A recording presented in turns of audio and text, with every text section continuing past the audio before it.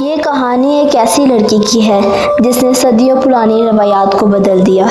سنگلا پہاڑوں کے درمیان ایک علاقہ بسا ہوا تھا جہاں موسم سخت تھے اور لوگ اس سے بھی زیادہ سخت۔ یہاں قانون کا مطلب صرف بندوق کی آواز تھی اور فیصلے صرف عزت، غیرت اور روایات کی بنیاد پر کیے جاتے تھے۔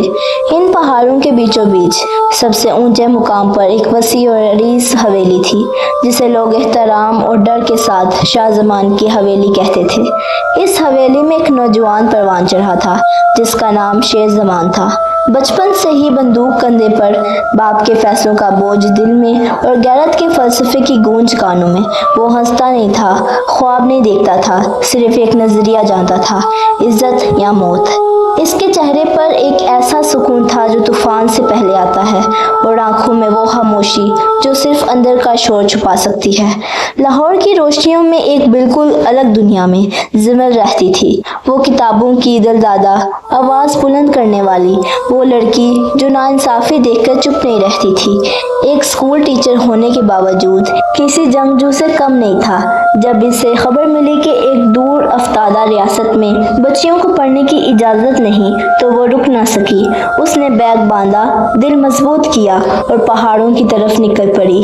کوئی نہ جانتا تھا کہ وہ کون ہے، مگر زمل جانتی تھی کہ وہ کیا بننے جا رہی ہے: چنگاری۔ ریاست کی حدود میں داخل ہوتے ہی زمل نے کچھ بدلا سا محسوس کیا۔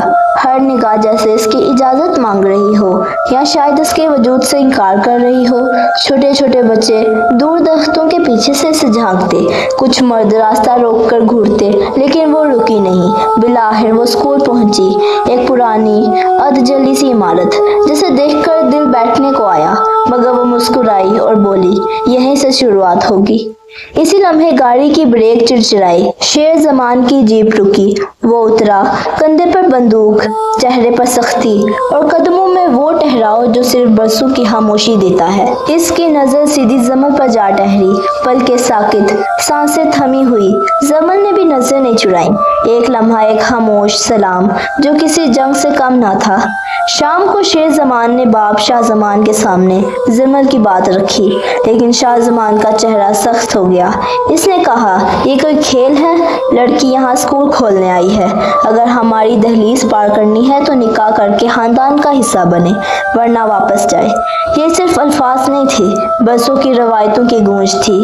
شیر زمان نے کچھ نہیں کہا، سر جھکا لیا، مگر دل میں کچھ ہلنے لگا تھا، جیسے برسوں سے جمی برف میں ایک دراڑ آئی ہو۔ پہلی بار اسے محسوس ہوا، شاید بندوق ہر سوال کا جواب نہیں ہوتی۔ ادھر زمل چھت پر کھڑی آسمان کی طرف دیکھ رہی تھی۔ اس کی آنکھوں میں تھکن تھی لیکن حوصلہ بھی۔ نیچے سے شیر زمان کی گاڑی گزری، اسے چھت کی طرف ایک نظر ڈالی۔ زمل خاموش کھڑی تھی، جیسے آسمان سے کوئی اشارہ مانگ رہی ہو۔ گاڑی ایک لمحہ کو رکی، پھر چل دی، لیکن ایک خاموش بات ہو چکی تھی، اور یہی وہ لمحہ تھا جس نے پہلی چنگاری بھڑکائی۔ یہ کہانی کی بس شروعات ہوئی ہے، ایک چنگاری بھڑکی ہے۔ اب دیکھنا یہ ہے کہ یہ شعلہ بنے گا یا راکھ۔ کیا زمل اپنی جنگ لڑ پائے گی؟ کیا شیر زمان بدل سکے گا وہ روایات جنہوں نے صدیوں سے دلوں کو قید کر رکھا ہے؟